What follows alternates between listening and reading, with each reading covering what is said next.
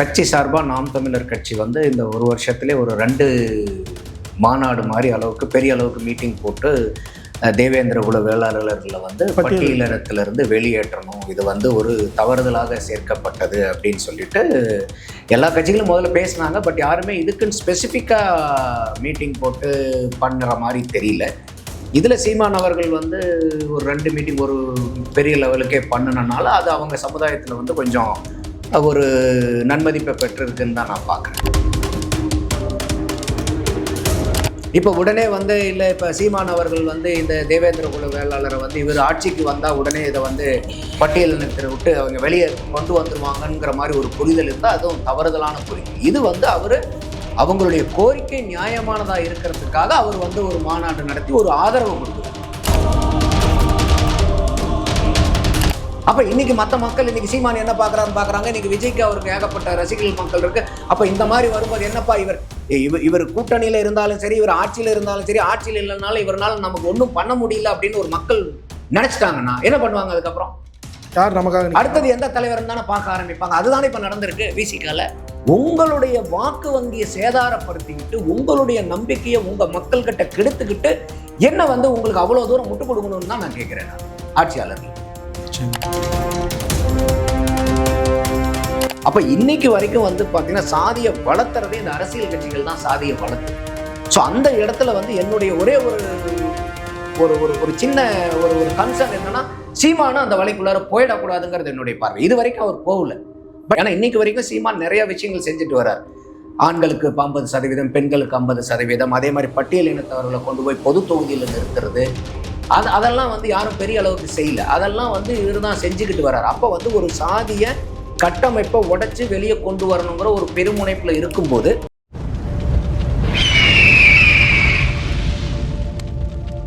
அரசியல் நேயர்களுக்கு வணக்கம். இன்று நம்மோடு சிறப்பு இருந்தனர் அரசியல் திறனாய்வாளர் திரு நந்தகுமார் அவர்கள். வணக்கம் சார். வணக்கம் சார்.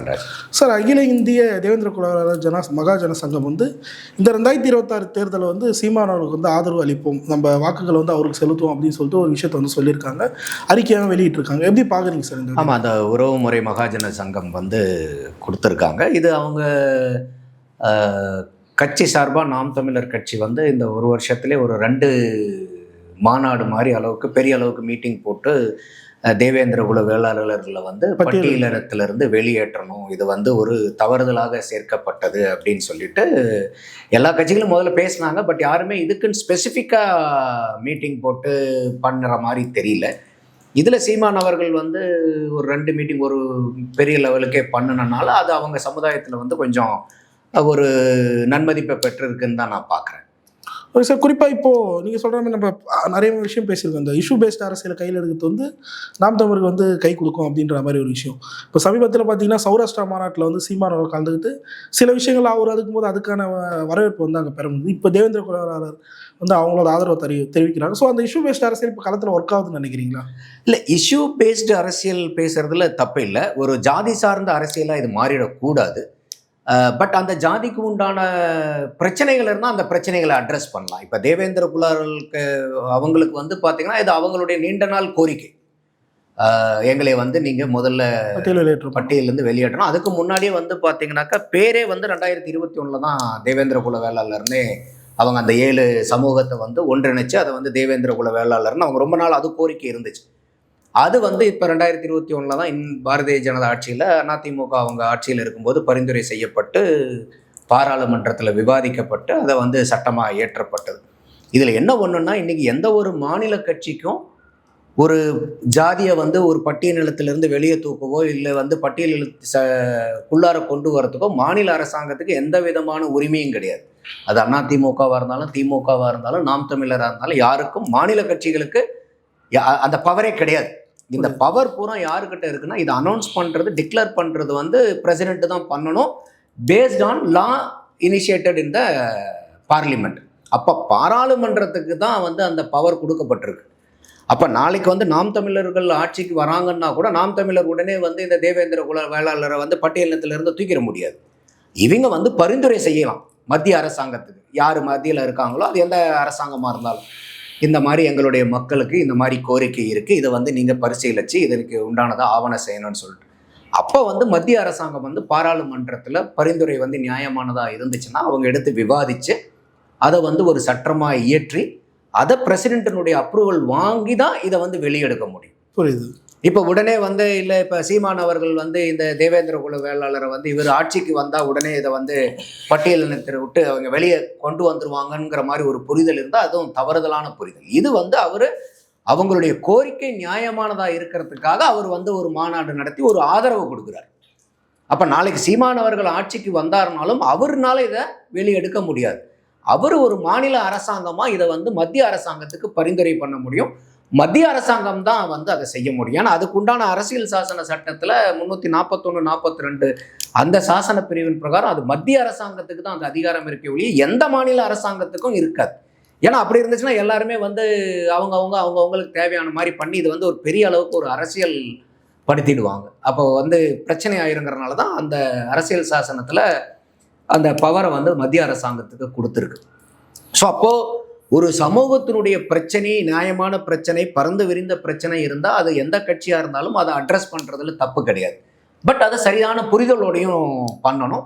இது இந்த இடத்துல வந்து அவங்க ரொம்ப நாளாக கேட்டுக்கிட்டு இருந்தது, எங்களுக்கு வந்து தேவேந்திர குல வேளாளர், நாங்களாம் வேளாளர்கள், எங்களை வந்து நாங்களாம் அந்த காலத்தில் விவசாயம் சார்ந்த தொழில்களையும் அதுதான் இருந்தோம் பெரிய அளவுக்கு. ஆனால் எங்களே வந்து ஏதோ ஒரு வகையில் இந்த மாதிரி ஆங்கிலேயர் ஆட்சி காலத்தில் கொண்டாந்து பட்டியலினத்தில் தள்ளிட்டாங்க. அது பை மிஸ்டேக் தான் வந்துருச்சு. நாங்கள் அப்படி ஏன்னா இப்போ நிறையா ஜாதிக்காரங்க என்ன பண்ணுறாங்கன்னா, முக்கால்வாசி பேர் அரசாங்கம் கொடுக்கக்கூடிய அந்த ரிசர்வேஷன் சலுகைகள் எல்லாம் அனுபவிக்கணுங்கிறதுக்காக எங்களை வந்து கீழ்நிலைக்கு கொண்டு வாங்கன்னா ஒவ்வொருத்தனும் கேட்டுக்கிட்டு இருக்கான். கருணாநிதி அவர் பண்ணலையா?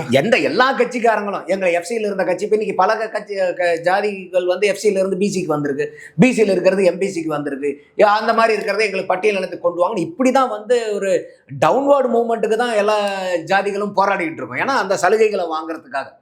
பட் இந்த இடத்துல வந்து ஒரு வித்தியாசமாக ஒரு மாற்றாக வந்து தேவேந்திர குல வேளாளர்கள் வந்து இல்லை, எங்களுக்கு இந்த சலுகைகள் வேண்டியதில்லை, நாங்கள் வளர்ந்த சமூகம், எங்களுக்கு படிப்பறிவு இருக்குது, எங்களுக்கு தொழில் வளம் இருக்குது, எங்களுக்கு விவசாயம் சார்ந்த வருமானங்கள்லாம் இருக்குது, நடவடிக்கைகள் இருக்குது, எங்களை வந்து ஏன் பட்டியல் இனத்தில் வைக்கிறீங்க? 2 வகையில் பார்க்கலாம். ஒன்று, அவங்க தன்னுடைய நிலையை அறிஞ்சு ஏன் வந்து நம்ம இருந்தோம்னா இப்போ அந்த பட்டியலின சமூகத்துக்கு போகக்கூடிய மக்கள் கோட்டால இவங்களும் வந்து அங்கே ஃபைட் பண்ணுறாங்க. அது கல்வியாக இருக்கட்டும், வேலை வாய்ப்பாக இருக்கட்டும். அப்போ அந்த சலுகைகள் எல்லாம் வேண்டாம், எங்களை வெளியே தள்ளுங்கும் போது இப்போ தேவேந்திர குல வேளாளர்களுடைய மக்கள் தொகை பூரா இன்னைக்கு வந்து வேற கேட்டகரிக்கு வந்துருச்சுன்னு வச்சுக்கோங்களேன். அப்போ அந்த SC STயில் இருக்கக்கூடிய மக்கள் தொகை குறையும். அப்போ இன்னைக்கு இருக்கக்கூடிய அந்த கோட்டா எந்த அளவுக்கு பாப்புலேஷன் பேஸ்டு தான் நம்ம வந்து அதை கொடுப்பாங்க. ஒன்று, அதை ரீஸ்ட்ரக்சர் பண்ண வேண்டியது வரும். புரியுது.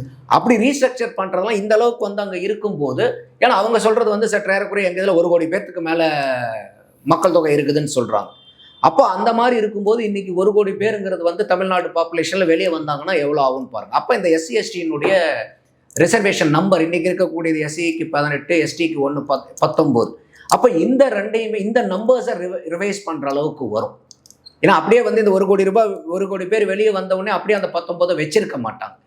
ஸோ இதில் சில ரொம்ப கிரிட்டிக்கலாக போய் பார்க்க வேண்டிய விஷயங்களும் இருக்கு. ஆனால் அவங்க மக்கள் தொகை வெளியே வருது, எங்களுக்கு தேவையில்லைன்னு அவங்க கேட்கும்போது இது நியாயமான குறிக்குது. ஏன்னா எனக்கு சலுகை வேண்டாம்ப்பா, எனக்கு சலுகை கொடுன்னு நான் போய் என்னை இந்த இருந்து என்னை SCயில் தூக்கி போடுன்னு கேட்டால் தான் உனக்கு பிரச்சனை. எனக்கு தான் உன் சலுகை வேண்டான்னு சொல்கிறேனே. இப்போ நீங்கள் வேண்டான்னு சொல்கிறது அரசாங்கத்துக்கு ஆதாயம் தானே. வேணும்னா தான் அரசாங்கம் கொடுக்கணும். கொடுத்துட்டு இருக்கிறத வேண்டாங்கிறதுக்கு என்ன இருக்கு? அப்போ இந்த கோரிக்கை வந்து அவங்க வைக்கக்கூடிய கோரிக்கை நியாயமானது. பட் இதில் இந்த மாதிரி நெட்டிகிரிட்டிஸ்லாம் இருக்குது. ஆனால் இந்த அதிகாரம் வந்து பாராளுமன்றத்துக்கு தான் இருக்க ஒழிய மாநில அசம்பிளிக்கு கிடையாது. ஆல்ரெடி தென் மாவட்டங்களில் வந்து ஒரு வைப்ரண்ட் கம்யூனிட்டியாக வந்து தேவேந்திர குல வேளாளர் வந்து இருக்காங்க. வெற்றியை வந்து தீர்மானிக்கக்கூடிய சக்தியாகவே அவங்க இருக்காங்க. மறுபுறம் பார்த்தீங்கன்னா திமுக தென் மாவட்டங்களில் வந்து இப்போ வந்து வீக் ஆகிட்டு வராங்க. சமீபத்தில் தென் மாவட்டத்தில் டெல்டாவிலையும். அப்போ நாம் தமிழர் செய்யக்கூடியது அந்த ஒரு வியூகமாகவே எடுத்துக்கலாமா சார்? இப்போ தேவேந்திர குல வேளாளர் தம் பக்கம் பிரித்திருக்குன்னா திமுகவுக்கும் ஒரு ஆபத்தை வந்து தென் மாவட்டங்களில் ஏற்படுது. ஆமாம்மா, இன்னைக்கு வந்து கூடுமான வரைக்கும் என்னுடைய தனிப்பட்ட பார்வையில் வந்து அரசியல் கட்சிகள் சாதியை வளர்த்தக்கூடாது. ஏன்னா எல்லா கட்சியும் சொல்கிறது சமூக நீதி, சமத்துவம், சாதி ஒழிப்பு, சாதி மறுப்பு, மக்கள் அனைவரும் ஒன்று, எல்லாரும் இதைத்தான் பேசுகிறாங்க. ஆனால் கடைசீட்டில் வந்து எங்கே வந்துடக்கூடாதுன்னாக்கா, ஒவ்வொரு சாதிக்காகவும் அவங்க உரிமை பேசுகிறேன்னு போயிட்டு அந்த சாதியினுடைய வாக்குக்காக நம்ம போய் போராடுற மாதிரி ஆகிடக்கூடாது. சாதியினுடைய உரிமைக்காக, அந்த சமூகத்தினுடைய உரிமைக்காக நீங்கள் கேட்கலாம், அவங்களுடைய கோரிக்கை நியாயமாக இருக்கும் பட்சத்தில். இப்போ இன்னைக்கு வந்து இதனால் வரைக்கும் நம்ம வந்து இங்கே திராவிட கொள்கையில் வந்து சமூக நீதி, சமத்துவம், சாதி ஒழிப்புங்கிறதெல்லாம் பேசிட்டு இன்னைக்கு வரைக்கும் சாதி ஒழிஞ்சிருக்குதா தமிழ்நாட்டில்? நிச்சயமா இல்லை. சாதி வளர்த்திருக்காங்க. திராவிடத்தின் பேர்ல சொல்லி சாதியை வளர்த்தி தான் வச்சிருக்காங்க. இப்ப ஜிடி நாயுடு பாலத்தை கூட நம்ம ஏன் ஜிடி நாயுடுன்னு பேரு, ஜாயிடுன்னு அவர் வாங்கின பட்டம் வாங்குறதெல்லாம் கேட்டோம் நம்ம. ஏன் ஜிடி நீங்க மெமோரியல் ஆளு, ஜிடி எக்ஸிபிஷன்லாம் இருக்கு, ஏன் இது மட்டும் நாயுடுங்கிற வார்த்தையை ஏன் போடுறீங்க? நாயுடு இல்லாம ஜிடி பாலம்னு போட்டா தெரியாதா? அப்ப தெருப்பெயர்லயும் எதிர் மட்டும் எடுத்தா போதுமா? காலனிங்கிற பேரை எடுத்தாச்சு, அதனால இப்ப தமிழ்நாட்டுல காலனியே இல்லையா? அப்ப இதுதான் திராவிட முன்னேற்ற கழகத்தினுடைய பெரிய சிக்கல். என்னன்னா இந்த வாய்ஜாலங்கள்லயே வந்து ஒரு மக்கள் கிட்ட ஒரு ஒரு தவறான செய்யாத ஒன்றை செஞ்ச மாதிரி வந்து கருத்துருவாக்கம் பண்ணிடுறாங்க. அப்ப இன்னைக்கு வரைக்கும் வந்து பாத்தீங்கன்னா சாதியை வளர்த்துறதே இந்த அரசியல் கட்சிகள் தான் சாதியை வளர்த்துது.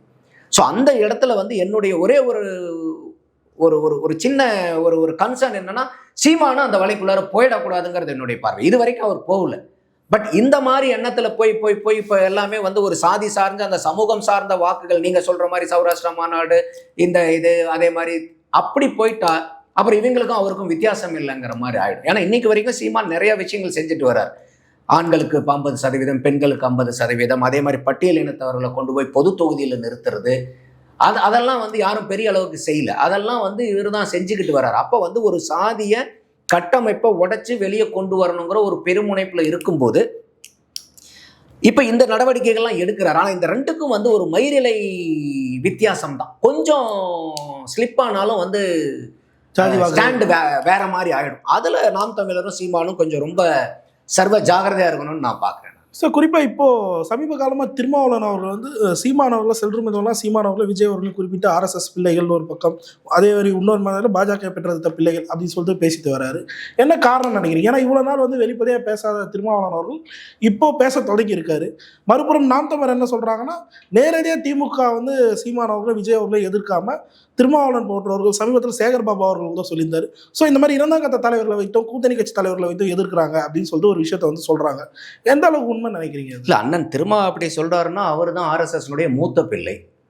மூத்த பிள்ளைக்கு தானே தெரியும் தன்னுடைய தம்பிகள்லாம் யாருங்கிறது அவர் தான் அடையாளம் காக்க முடியும். குடும்பத்தினுடைய மூத்த உறுப்பினர், அந்த உரிமையில கீது அவர் சொல்றாரோன்னு தெரியல. இல்லை, இதில் எனக்கு என்ன கேள்வினா சார், இப்போ விஜய் அவர்கள் வந்து கொள்கை தலைவராக பெரியார் அவர்களே வச்சிருக்காரு, அம்பேத்கர் அவர்களே வச்சிருக்காரு. ஆர்எஸ்எஸ்க்கு நேர் எதிர் சித்தாந்தம் கொண்டவங்களா இவங்க இருக்காங்க. மறுபுறம் சீமான் அவர்கள் வந்து பிரபாகரன் அவர்கள் வந்து கொள்கை தலைவராக வச்சு முன்னிறுத்துறாரு. அதே மாதிரி தமிழ் தேசியத்தை ஆர்எஸ்எஸ் ஏற்குதா அப்படின்ற ஒரு கேள்வி இருக்கு. ஸோ இதே தான் திருமாவளவன் அவர்கள் பேசுறாரு. அவங்க ரெண்டு பேரும் வந்து ஆர்எஸ்எஸ் பிள்ளைகள்னா இப்போ திருமாவளவன் யாரு? இல்லை, அதைத்தான் சொல்றேன். ஆர்எஸ்எஸ் மூத்த பிள்ளையா திருமான்னு கேட்கிறேன் நான். கூட்டணியில இருந்தாருன்னு சொல்ல வந்தீங்க நீங்க. 1999 இருக்காங்க, 2001 திருமா என்னைக்கு முதல்ல எம்எல்ஏ வானாரு? 2001 யாருடைய கூட்டணியில் எம்எல்ஏ வானாரு? பாஜக, திமுக, விசிக. அதனாலதான் சொல்றேன், இவர் ஆர்எஸ்எஸ் மூத்த பிள்ளையாப்பா இன்னைக்கு வரைக்கும். அதாவது நாம் தமிழர் கட்சி சீமானும் வந்து பாரதிய ஜனதாவோட கூட்டணி நின்று தேர்தலை சந்திச்சிருக்கா இல்ல. இப்ப வந்து விஜய சொல்றாரு, விஜய் வந்து இன்னைக்கு பாரதிய ஜனதா கூட கூட்டணிக்கு பேசிட்டு இருக்காரா? இல்ல. அப்போ இது வரைக்கும் பாரதிய ஜனதா கூட பந்தி பரிமாறி ஒண்ணுமா உட்காந்து சாப்பிட்டு பதவி சுகத்தை அனுபவிச்சது யாரு? திருமாவளவன்.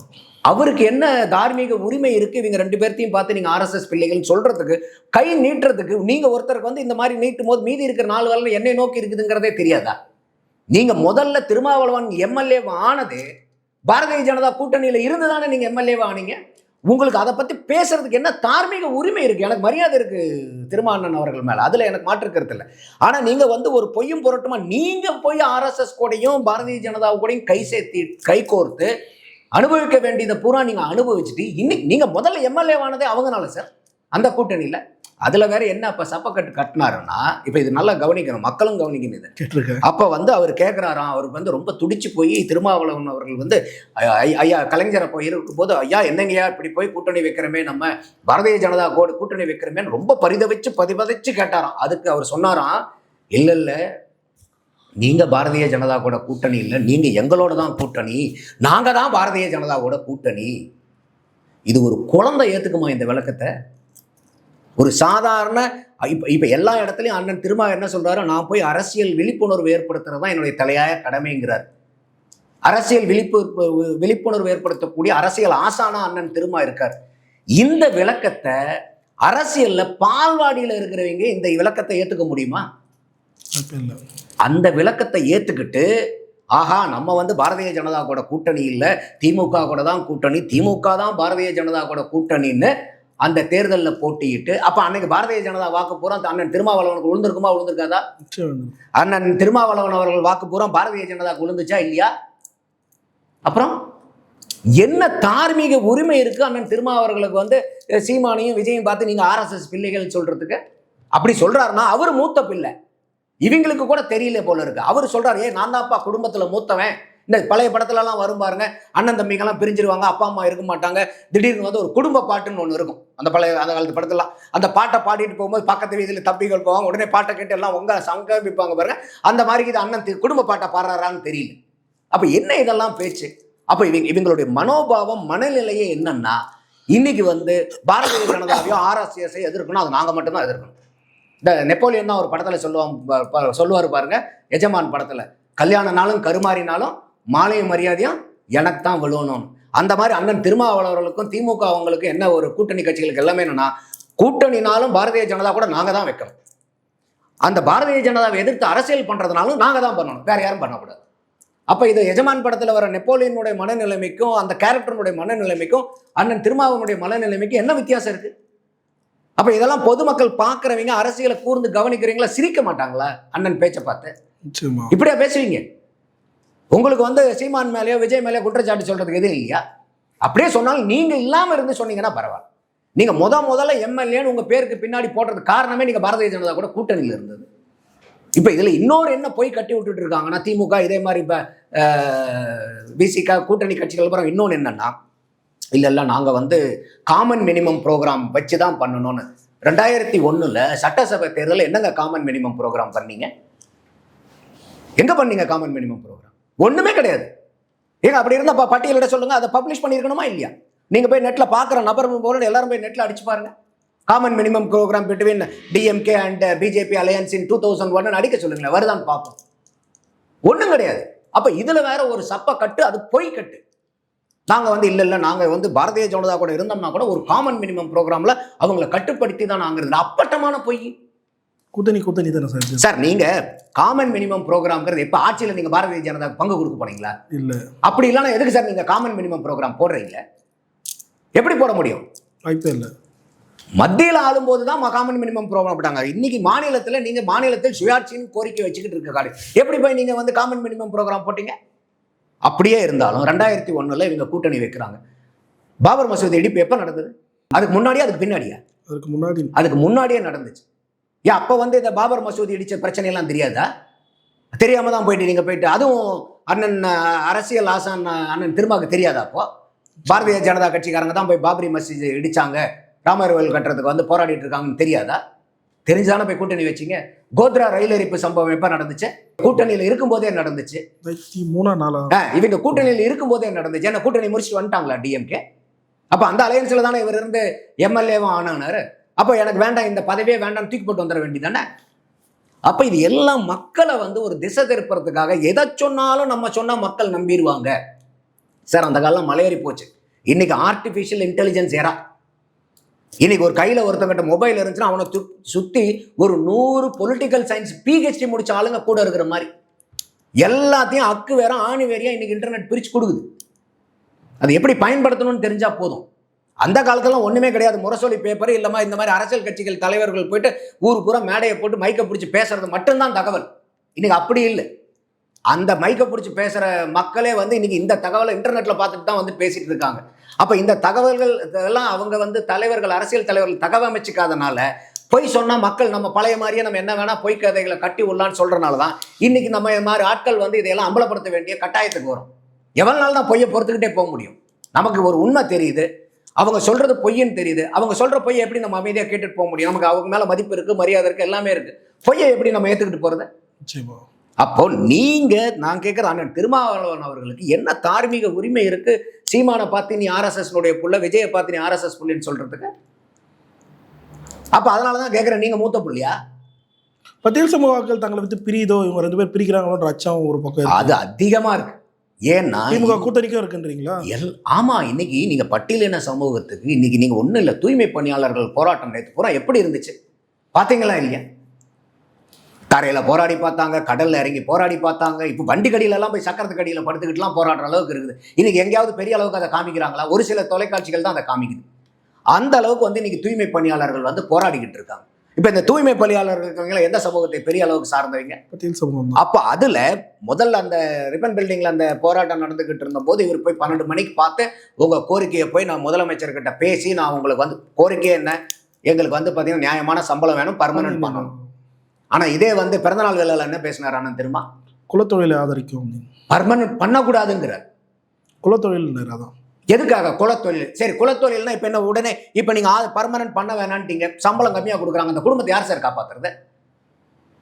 யார் காப்பாத்துறது? அப்ப நீங்க போய் அந்த கோரிக்கையை நாம முதலமைச்சர்கிட்ட சொல்றேன்னு நீங்க அந்த போராட்டத்துக்கு போய் சொன்னீங்களா? அப்பா ஒரு குலத்தொழில் தெரியாதா உங்களுக்கு? அன்னைக்கு தான் போய் கண்டுபிடிச்சிங்களா? அந்த நைட் 12 மணிக்கு பார்த்துட்டு வந்ததுக்கு அப்புறம் தான் இந்த தூய்மை பணியாளர்கள் யார் யாரு, இது என்ன தொழில், குலத்தொழில்ங்கிறத அன்னைக்கு அதுக்கப்புறம் தான் கண்டுபிடிச்சாரா? என்ன பேச்சு இதெல்லாம்? அப்போ இந்த மாதிரி இருக்கும்போது நீங்க வந்து பர்மனன்ட் பண்ணாதீங்கன்னு பேசி குலத்தொழில்ங்கிறீங்க, ரைட்டு. நீங்க உங்களுடைய கோரிக்கை நியாயமே கூட வச்சுக்கோங்க சரண்ராஜ், குலத்தொழில ஆதரிக்கல, ரைட்டு. அப்போ நீங்க என்ன பண்ணணும், உடனே தூய்மை பணியாளர்கள் யாரும் இனிமேல் தமிழ்நாடு பூரா யாரும் வேலைக்கு போகாதீங்க. இப்போ சென்னையில் இருக்கிறவங்க மட்டும்தான் அது குலத்தொழிலா? வாய்ப்பு இல்லை. தமிழ்நாடு பூரா அதுல பெரும்பாலான மக்கள் அதில் ஈடுபட்டிருக்காங்கல்ல.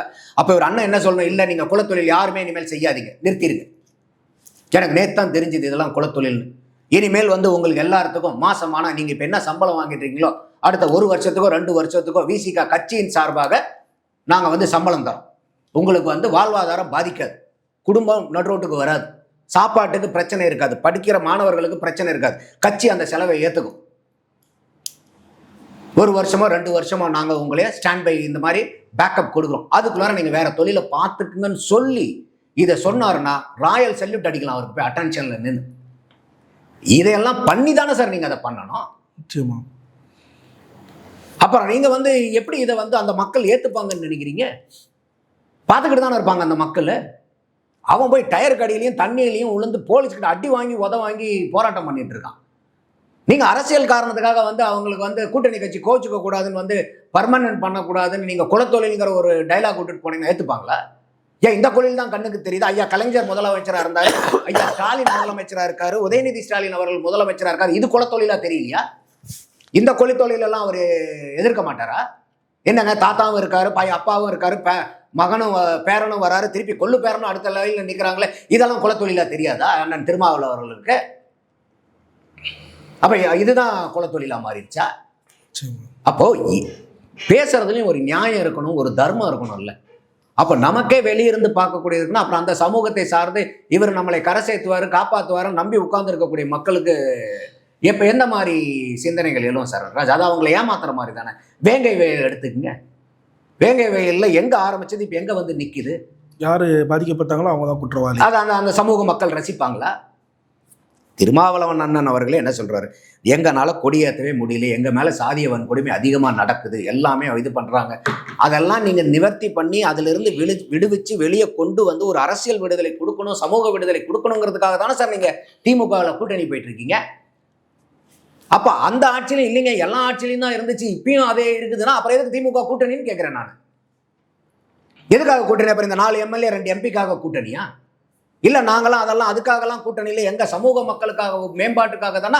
அப்புறம் அந்த சமூக மக்களுடைய மேம்பாட்டுக்காக என்ன பண்ணிருக்கீங்க? இப்ப அரசியல் காய் நவுத்தி என்ன வந்து இன்னைக்கு மத்த அதிமுக ஆட்சியில் இருந்ததை விட எந்த வகையில இன்னைக்கு வந்து பட்டியலின மக்கள் இன்னைக்கு தமிழ்நாட்டில் சுபிட்சமா இருக்காங்க?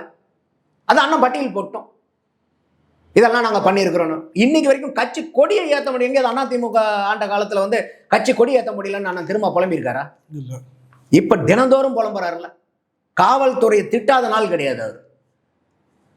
அப்ப இதெல்லாம் என்னன்னு நம்ம போய் பார்க்க அந்த சமூக மக்கள் பார்க்கறாங்களா இல்லையா? அப்போ எல்லாத்துக்குமே என்ன தோணும்னா, ஒருத்தர் ஏன் ஆதரிக்கிறாங்க, ஏன் ஒருத்தர் தலைவரா முன்னாடி கொண்டு வந்து நிறுத்துறாங்க, இல்ல நம்ம வந்து இவர் வழிகாட்டுவாரு, நம்மளை வந்து நமக்கு நியாயம் கேட்பாரு, நம்ம வந்து மேல கொண்டு வருவாரு, நமக்கு நல்ல வழி காமிப்பாருங்கிறதான். அப்ப இதுலெல்லாம் இருந்து பிசகும் போது அந்த மக்கள் உன்னை எப்படி கண்மூடித்தனமா அப்படியே பின்பற்றிட்டே இருப்பாங்களா?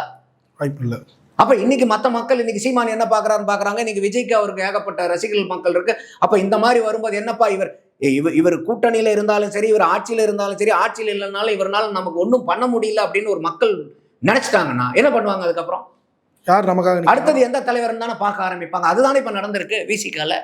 ஏன் இதை விசிகா கட்சிக்காரங்க பார்க்க மறுக்கிறாங்கன்னு எனக்கு புரியல. உங்களுடைய வாக்கு வங்கியை சேதாரப்படுத்திக்கிட்டு உங்களுடைய நம்பிக்கையை உங்க மக்கள் கிட்ட கெடுத்துக்கிட்டு என்ன வந்து உங்களுக்கு அவ்வளவு தூரம் முட்டு கொடுக்கணும்னு தான் நான் கேட்கிறேன். நான் ஆட்சியாளர்கள் கேட்டால் நாங்கள் போராடுறோம்ல. போராடுறதுன்னா அதுக்கு நீங்கள் வந்து அவர் தான் அண்ணன் சொல்கிறார், நாங்கள் இயக்கமாக இருக்கும்போது போராடலையா விசிகா? 10 வருஷம் இயக்கம் கட்டினாங்களா இல்லையா? அரசியல் முன்னாடி சமூக அமைப்பாக இருந்தாங்களா இல்லையா? போராடலையா அப்பெல்லாம்? போராடிருக்காங்க. அப்போ அதுக்கு இப்போ சமூக அமைப்பாக இருந்தால் போராடுங்க, யாரும் கேட்க போகிறது இல்லை. நீங்கள் ஒரு 4 எம்எல்ஏ 2 எம்பி வச்சு பதவியில் உட்காந்துட்டு இருக்கீங்க. கூட்டணியில் ஆளுங்கட்சி கூட்டணியில் உட்காந்துருக்கீங்க.